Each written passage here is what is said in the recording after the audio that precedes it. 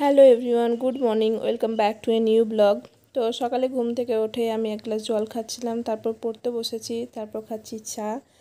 তো আমি দেখছি যে আমার এই যে খাতাগুলো কিনেছি, তো সেই খাতাতে ওপর নামগুলো, সাবজেক্টের নামগুলো লিখে না রাখলে আমার খুব অসুবিধা হচ্ছে। তার জন্য ভাবলাম যে প্রথমে এই কাজটাই করা যাক। তারপর প্রত্যেকটা খাতার ওপর আমি যে সাবজেক্টের ওপর খাতা, সেই সাবজেক্টের ওপর আমি খাতার নামগুলো লিখে নিয়েছি। তাতে আমার অনেকটাই সুবিধা হচ্ছে পড়তে। আর তারপরে আমি স্নান টান করে লাঞ্চ করলাম। সকাল থেকে আজকে পড়াটা একটু কমই হয়েছে। তারপর আমি আবার একটু রেস্ট করার পর আমি সন্ধ্যা থেকে পড়তে বসেছি। আজকে সকাল থেকে পড়া খুব একটা বেশি হয়নি, তাই ভাবলাম যে সন্ধ্যা থেকে আজকে একটু ভালো করে পড়বো। তো ম্যাথ ক্লাসটা করছিলাম। ম্যাথ ক্লাসটা যেহেতু অনেকটা বড়, তার জন্য আমি অনেকটা টাইম নিয়ে দেখছি, একবারে কন্টিনিউ করতে পারিনি। তো এই ক্লাসটা মৃন্ময় স্যারের যে পরিমিতি ক্লাসটা করছিলাম, সেটা 30টা অঙ্ক আগের দিন করা হয়েছিল। তারপরে অঙ্ক করছি, দেখি কতটা করা যায় কমপ্লিট। আর আমার মনে হয় এই যে ক্লাসটা করার পর আমাকে আর একবার এই ক্লাসটা করতে হবে, কেননা আমাকে আর একটু বুঝতে হবে।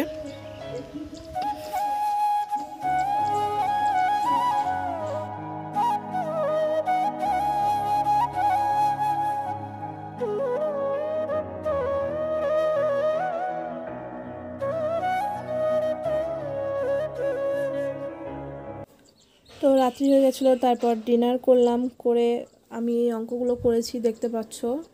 আমি মোটামুটি 9টা মতো অঙ্ক করেছি 30-এর পর থেকে। 39-40টা অঙ্ক করেছি। তার বেশি আজকে আর করতে পারলাম না। কালকে আবার চেষ্টা করব যে ক্লাসটা কমপ্লিট করা, দেখা যাক কতটুকু কী হয়। তারপর আমি ইতিহাসের পরের চ্যাপ্টার রিভাইজ দিচ্ছি। আগের দিন থেকেই আমি হিস্ট্রিটা রিভাইজ দিচ্ছিলাম, দেখতেই পেয়েছো। তো পরের চ্যাপ্টার আমি যে বৈদিক যুগ, সেটা রিভাইজ দিচ্ছি। আর তারপরে আরেকটা চ্যাপ্টার করব রিভাইজ, কেননা রিভাইজ না দিলে তো হবে না, মনে থাকতে গেলে রিভাইজ তো করতেই হবে।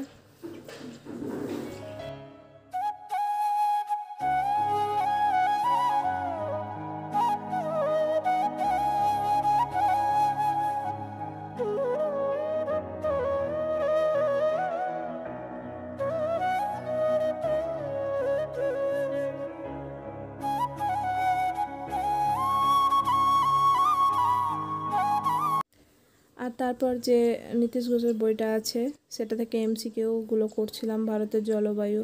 তো সেটাই পড়ছিলাম। আর যেগুলো নিচে উত্তর দেওয়া আছে, সেই উত্তরগুলো দেখে দেখেও করছিলাম, যেগুলো পারছিলাম না।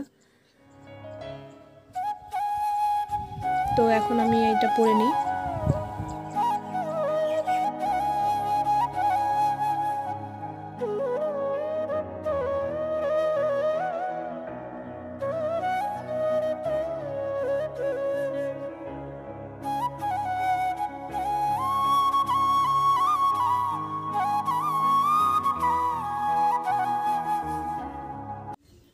তো আজকে তো এই পর্যন্তই পড়াশোনা করলাম। আজকের মতো ব্লগ এখানেই শেষ করছি। যদি কিছু ভালো লাগে তো সাবস্ক্রাইব করতে পারো। ভালো থেকো, সুস্থ থেকো।